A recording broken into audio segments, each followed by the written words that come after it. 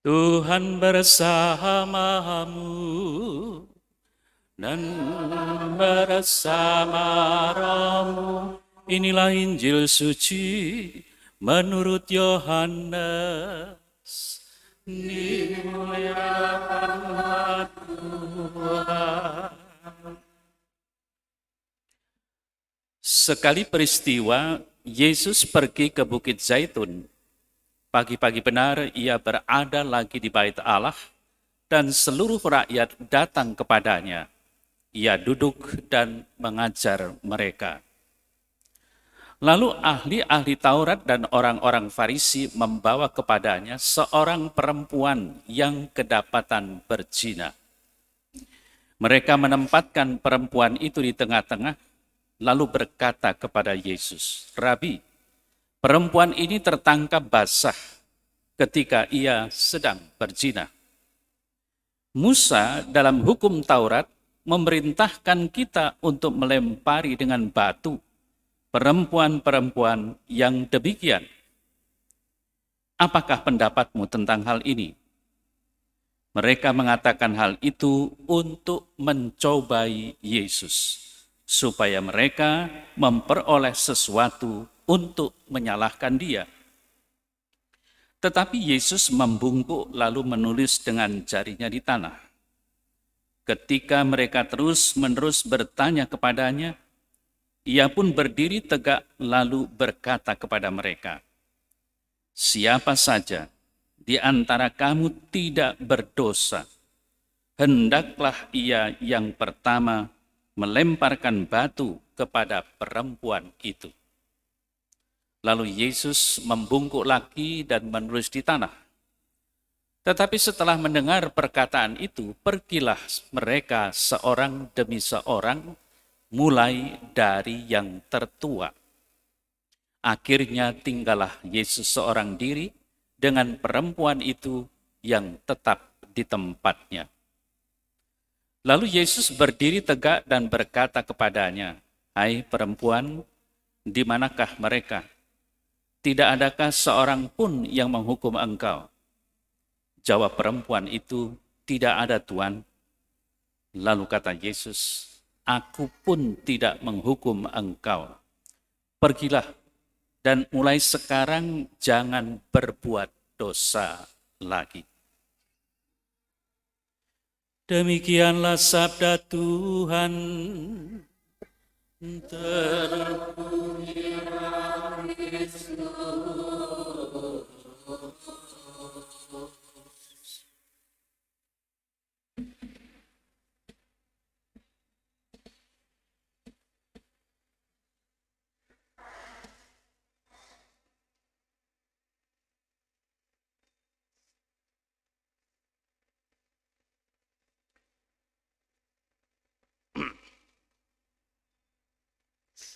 Saudara-saudari yang terkasih, manusia yang hidup di atas bumi ini, di negara manapun, selalu hidup di bawah hukum atau peraturan-peraturan. Sehubungan dengan hukum,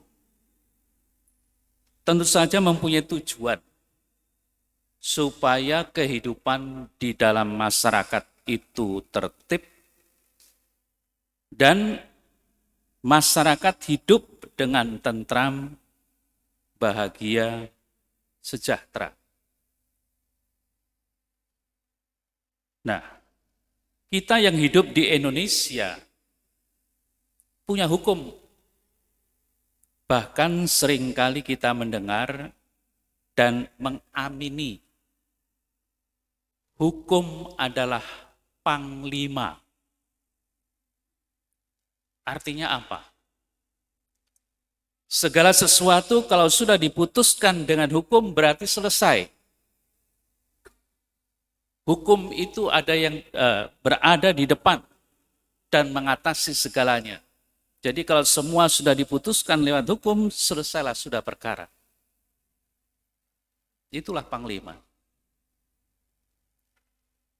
Lalu, Kita melihat kalau ada orang diadili di pengadilan, bagaimana kita bersikap terhadap hakim. Ketika hakim masuk, pasti semua diminta untuk berdiri. Dan hakim dipanggil dengan sebutan yang mulia. Itu menunjukkan apa? Bahwa hakim itu mempunyai kedudukan tinggi dan apa yang dikatakan dan diputuskan itu dianggap benar. Saya katakan dianggap benar karena belum tentu benar. Itulah sebabnya mengapa seringkali kita mendengar reaksi-reaksi dari orang yang terhukum maupun masyarakat. Bahwa putusan-putusan di dalam pengadilan itu seringkali merugikan masyarakat.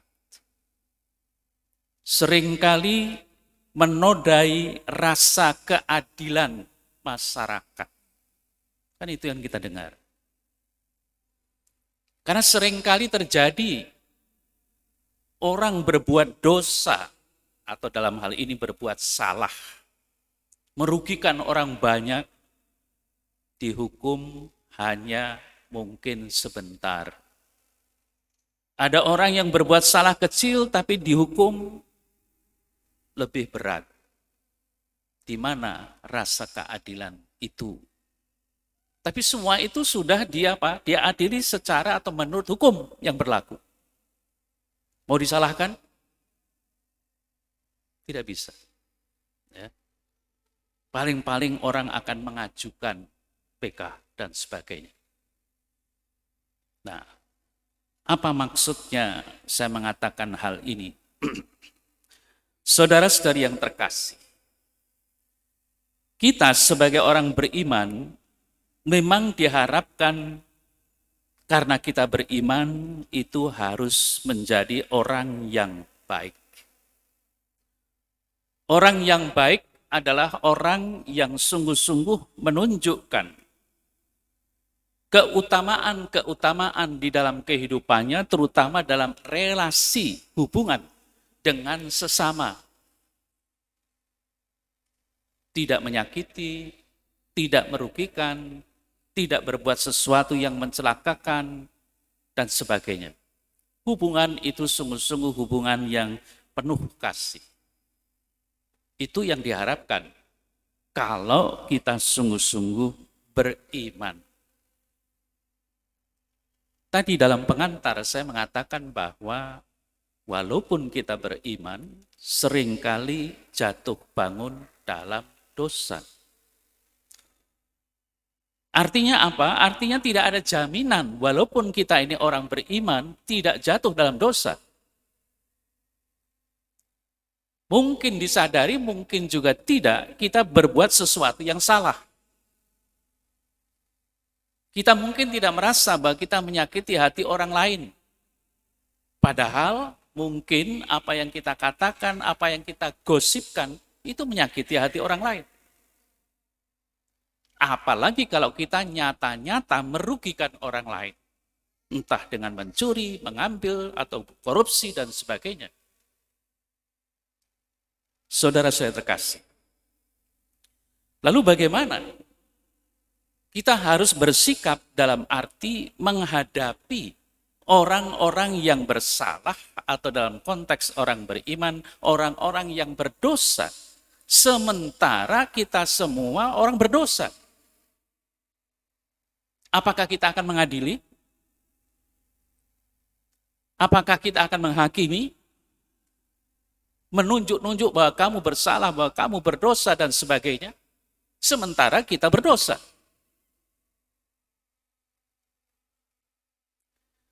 Saudara saya terkasih, memang kalau kita mengikuti pola hukum, termasuk ya, sadar atau tidak sadar, ketika Anda mungkin mulai minggu depan menerima sakramen tobat, polanya itu kan pola hakim menghakimi lalu mendapatkan penitensi kan gitu. Permasalahannya adalah adil tidak, kan itu. Kalau saya mencuri ayam, suruh berdoa 10 Bapa kami, adil tidak, kan gitu.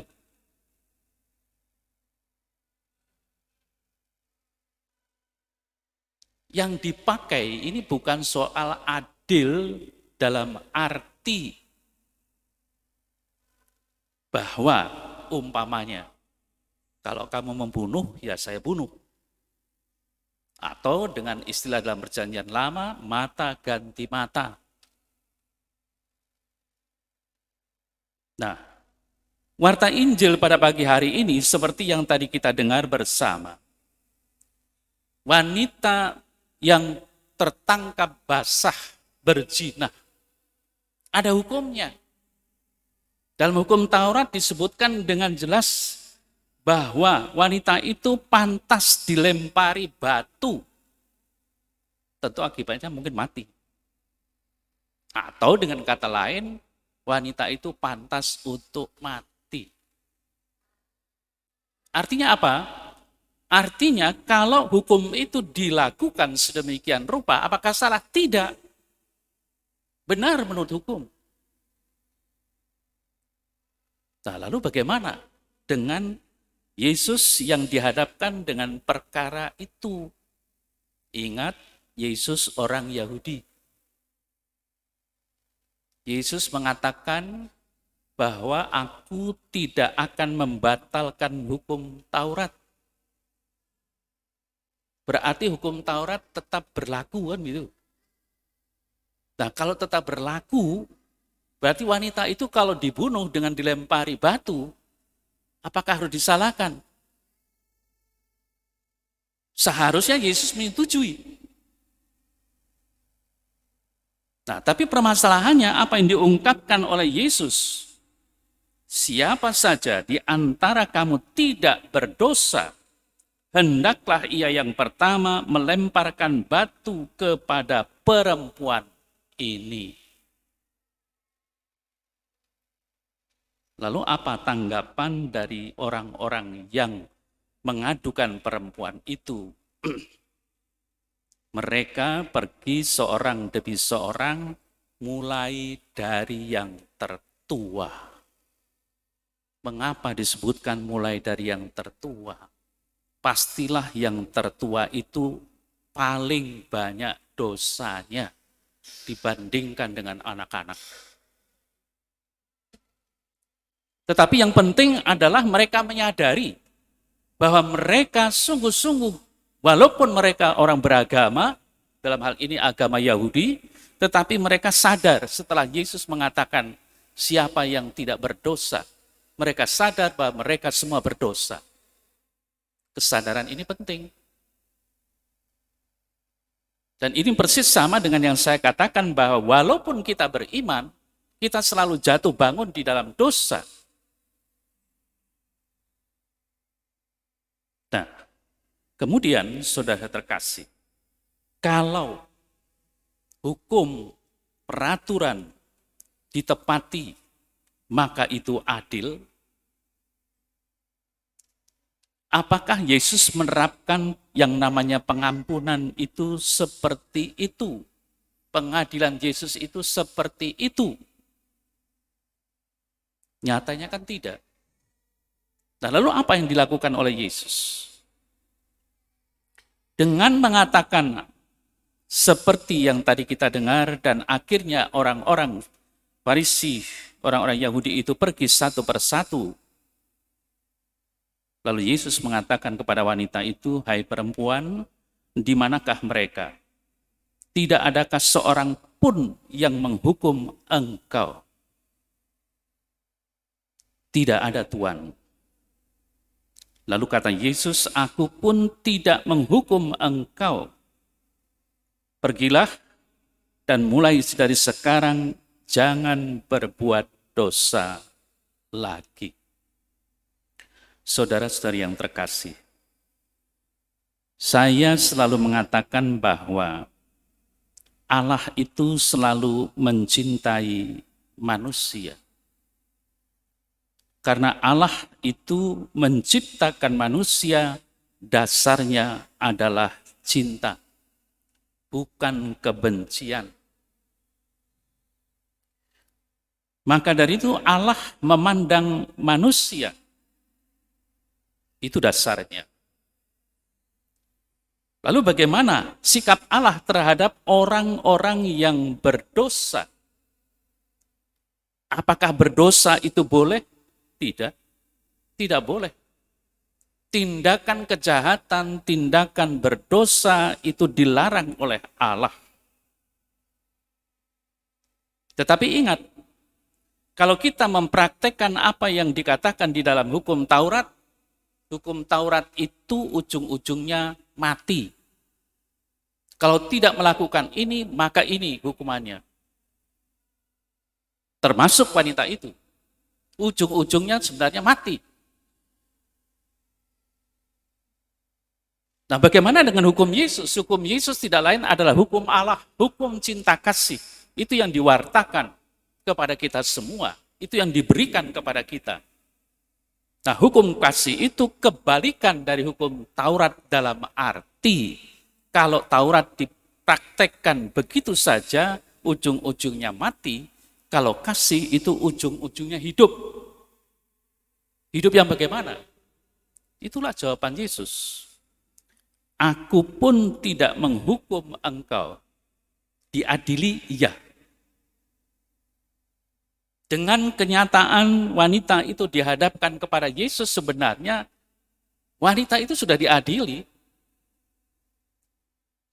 Tetapi kemudian ketika Yesus mengatakan pergilah dan mulai sekarang jangan berbuat dosa lagi, ingat, berbuat dosa lagi itu dilarang. Jadi tindakannya itulah yang dilarang.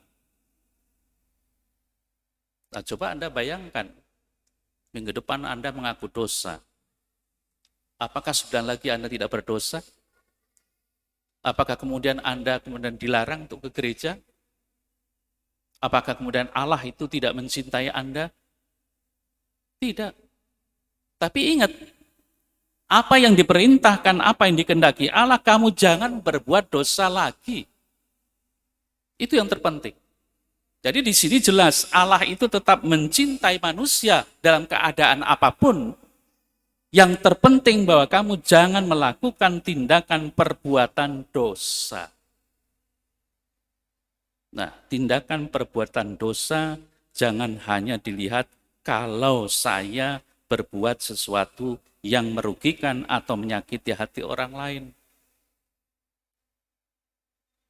Coba bayangkan kalau Anda menganggap diri benar, berarti kemungkinan besar menganggap diri orang lain itu salah. Kalau Anda menganggap diri itu orang baik, bisa jadi Anda menganggap orang lain itu tidak baik. Nah, sikap begitu, walaupun mungkin tampaknya tidak merugikan, tampaknya tidak menyakiti hati, tapi sebenarnya sangat jelas. Anda ingat doa dari pemungut cukai dan orang Farisi? Ketika dia berdoa memuji diri sendiri, bahkan dalam hatinya menghakimi pemungut cukai. Siapa yang berkenan di hati Allah? Pemungut cukai, bukan orang yang bersombong diri. Nah, disinilah saudara-saudara terkasih, kita harus melihat dengan jelas.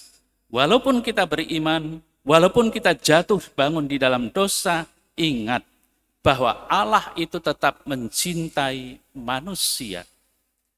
Pengadilan Allah bukan soal adil atau tidak adil, tetapi pengadilan Allah itu berisi yang namanya belas kasih. Belas kasih itu mengatasi segala sesuatu.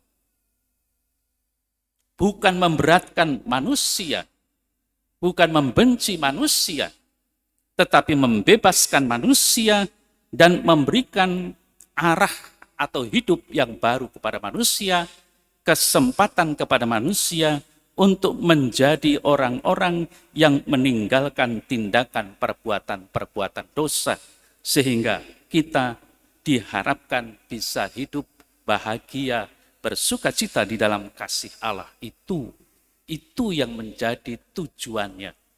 Jadi jelas di sini, pengadilan Yesus itu pengadilan belas kasih. Bukan soal hukum menghukum, tetapi bagaimana supaya kita tetap hidup, bagaimana kita tetap mempunyai harapan bahwa kita akan selamat, kita akan berbahagia, kita akan hidup dalam kehidupan yang kekal, yang akhirnya bersatu dengan Dia. Itulah yang yang diharapkan oleh Tuhan, sehingga itu membuat kita itu bahagia dalam kehidupan ini sebagai orang-orang beriman.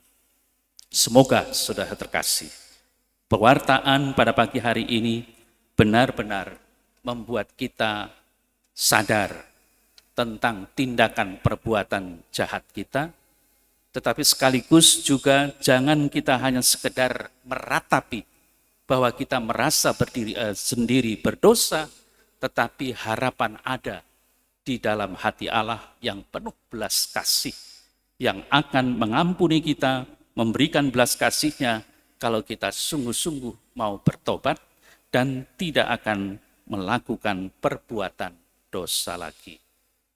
Amin.